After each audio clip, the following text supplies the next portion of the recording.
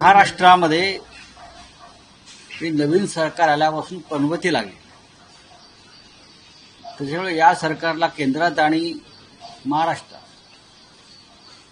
पनवती सरकार म्हणायला हरकत नाही.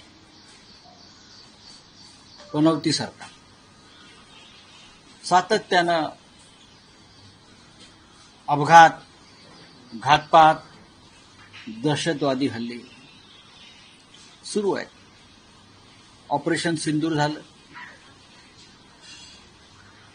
त्यात पुंछला 17 लोक मारले गेले.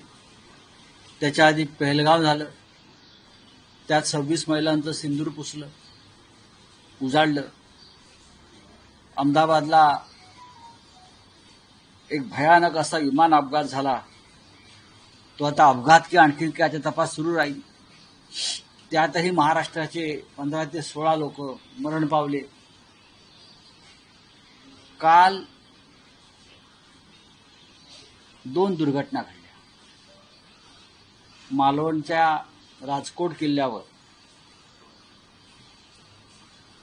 छत्रपती शिवाजी महाराजांचा पुतळा जो नरेंद्र मोदींनी बसवला होता तो आधी कोसळला, त्यात भ्रष्टाचार झाला. त्यानंतर मोठा गाजावाजा करून सरकारनं, काही मंत्र्यांनी नवीन पुतळा बसवला. काल जे चित्र समोर आलं आहे, आत्ता 1 महिन्यापूर्वी तुम्ही पुतळ्याचं उद्घाटन केलं आणि संपूर्ण पुतळ्याचा परिसर, चबुतरा, जमीन ज्याच्यावरती कोट्यावधी रुपये खर्च केले तो खचला. पहा तुम्ही चित्र, अत्यंत भयंकर चित्र आहे. समुद्रावर किल्ले यापूर्वी सुद्धा बसवलेले आहेत. गेटवे ऑफ इंडियाचा पुतळा शिवाजी महाराजांचा समुद्रातच आहे, जर आपण पाहिला असेल. आणि त्या पुतळ्याला 60 वर्षापेक्षा जास्त काळ झाला. गेटवे ऑफ इंडियावरचा पुतळा आहे. तसं पाहिलं तर शिवतीर्थावरच्या पुतळ्याजवळ सुद्धा समुद्रच आहे. हे सगळे पुतळे सुरक्षित आहेत, कारण त्यात भ्रष्टाचार झाला नाही.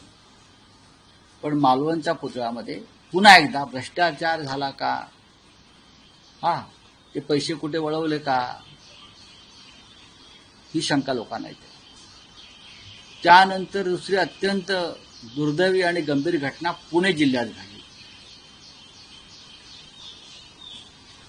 की हा जो कुंडमाळा भाग आहे मावळमधला, त्यातल्या इंद्रायणी नदीवरचा एक पूल कोसळला, वाहून गेला. जुना पूल. आणि नक्की किती लोक मृत पावलेत याच्याविषयी खरा आकडा अद्याप बाहेर आलेला नाही. लोक वाहून गेले. त्या पुलावर 100 पेक्षा जास्त लोक, पर्यटक तिथे उपस्थित होते आणि तो पूल कोसळला आणि किमान 50 लोक वाहून गेले. काही लोक सापडले, काही लोकांना वाचवलं. 5 ते 6 मृतदेह मिळालेले आहेत. विकासाच्या गोष्टी करताना आपण, आमच्याशिवाय कोणी विकास करू शकत नाही. माझा प्रश्न अजित पवारांना सुद्धा आहे. त्या जिल्ह्याचे पालकमंत्री सन्माननीय अजित पवार आहेत अनेक वर्ष, आणि आपण त्या जिल्ह्याचे पालकमंत्री असल्याबद्दल त्यांना गर्व आहे आणि अहंकार सुद्धा आहे की मी आणि पुणे जिल्हा हे कोणी वेगळं करू शकत नाही. मग कालच्या दुर्घटनेची जबाबदारी अजितदादा पवार पालकमंत्री म्हणून आपण घेणार आहात का, की झटकून टाकणार आहात? कारण तुम्हाला मी काल काहीतरी पाहिलं, एका पत्रकाराला दम देत होते. त्यांना सगळंच माहीत असतं. मग त्यांना हा पूल जुना झालाय आणि त्या ठिकाणी आपला आमदार आहे सुनील शेळके नावाचा, ज्याला घेऊन ते फिरत असतात, ज्याच्या निवडणुकीवरती कोट्यावधी रुपये खर्च झालेले आहेत, कोट्यावधी. पण 1-2 कोटीचा पूल गेल्या अनेक वर्षामध्ये पालकमंत्री उभा करू शकले नाहीत. पालकमंत्री अशा लहान सहान कामात झोपलेले असतात आणि ही मोठी बिल्डरांची कामं, मेट्रोची कामं, मोठ्या ठेकेदारांची कामं, ह्यात पालकमंत्री जागे असतात, बाकी झोपलेले असतात. काल जे बळी गेले त्याला जबाबदार कोण? कोण जबाबदार कोण हे अजितदादा पवारांनी सांगायला पाहिजे. आणि सरकार या बाबतीमध्ये किती गंभीर आहे. कागदावरती म्हणे हे पैसे मंजूर झालेत. किती? त्या पुलाच्या निर्मितीसाठी सरकारने पैसे मंजूर केले आहेत कागदावर. मग पूल का नाही झाला? पैसे गेले कुठे?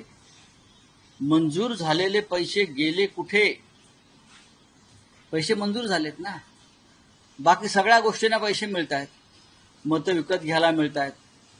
आमदार खासदार विकत घ्यायला कोट्यवधी रुपये मिळत आहेत. निवडणुकीमध्ये मिळत आहेत. लाडक्या बहिणींची मतं विकत घ्यायला पैसे मिळत आहेत. पण काल 41 लोकांचे जे बळी गेले आणि एका पुलामुळे तो पूल दुरुस्त करायला पैसे. मला एक फार इंटरेस्टिंग पत्र माझ्यासमोर आहे. 11 जुलै 2024 रवींद्र चव्हाण सार्वजनिक बांधकाम खात्याचे मंत्री, त्यांनी हे जे काम आहे कुंडमाळा रस्ता बरं का 31 आणि इंद्रायणी नदीवर जोड रस्त्यासह मोठ्या पुलाचे बांधकाम करणे, तालुका मावळ, जिल्हा पुणे, अशा कामाला मंजुरी दिली रवींद्र चव्हाण यांनी. आणि हे त्यांनी कोणाला कळवलेलं आहे? रवींद्र भेगडे, अध्यक्ष भाजप मावळ तालुका.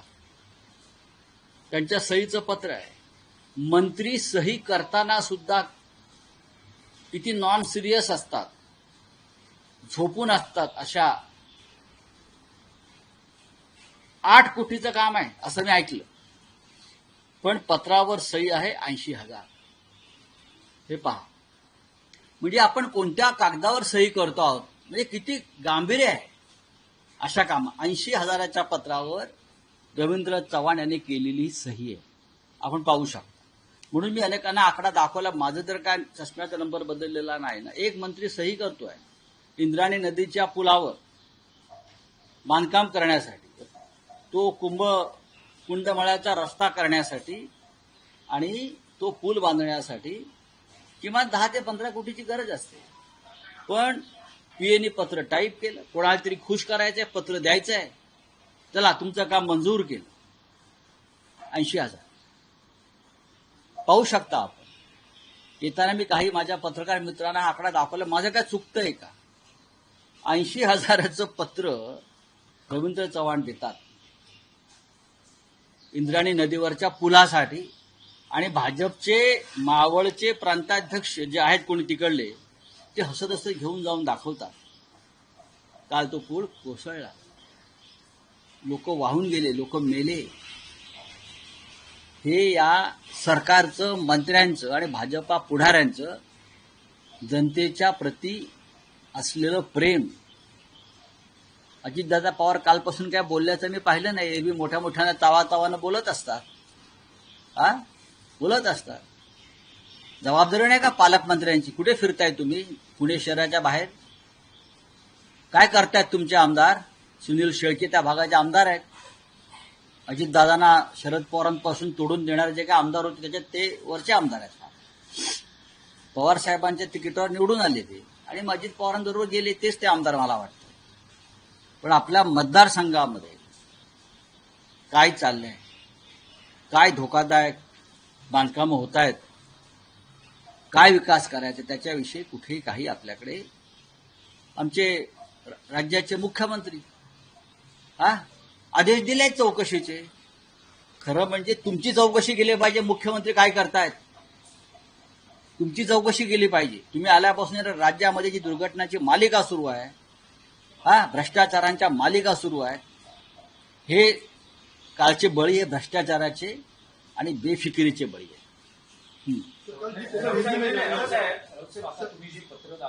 हा ते जे अत्यंत गंभीर घटना आहे की साधारण कोट्यवधी रुपये अशा पुलाच्या निर्मितीसाठी पण पत्र देतात ना, मंजूर केलंय. मंजूर केले तर ते जे झालेले मंजूर झालेले पैसे तरी वापरले गेले नाही. ते कोणाच्या खिशात गेले? पैसे वापरले गेलेले नाहीत, मंजूर झालेले आहेत. मूळ आकडा 8 ते 10 कोटीचा असावा.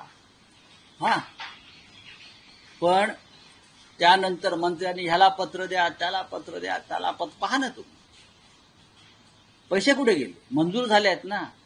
कालच्या पूल दुर्घटनेला आणि कालच्या बळींना अजितदादा पवार जेवढे जबाबदार आहेत तेवढे त्यावेळचे मुख्यमंत्री जे कोणी असतील ते सार्वजनिक बांधकाम मंत्री यांच्यावरती सदोष मनुष्यवधाचा गुन्हा दाखल व्हायला हवा. यांच्यावरती सदोष मनुष्यवधाचा गुन्हा दाखल व्हावा हवा. हा पैसा कुठे गेला याची चौकशी होणं गरजेचं आहे. आर्थिक गुन्हे शाखेनं करावी, ईडीनं करावी. आहे हिंमत तर विचारा. तिकडे धुळ्यामधल्या विश्रामगृहावरती 1,85,00,000 सापडले. त्याच्यावरती फक्त दखलपात्र गुन्हा दाखल होतो. तिथे कोट्यवधी रुपयाचा अपहार झालेला दिसतोय. आता अजित पवार काही खुलासा करतील ह्याच्यावरती. त्या खुलाशाला काही किंमत नाही. मुख्यमंत्र्यांच्या खुलाशाला हा महाराष्ट्र हिंग लावून विचारत नाही. मुख्यमंत्री खोटं बोलतायत.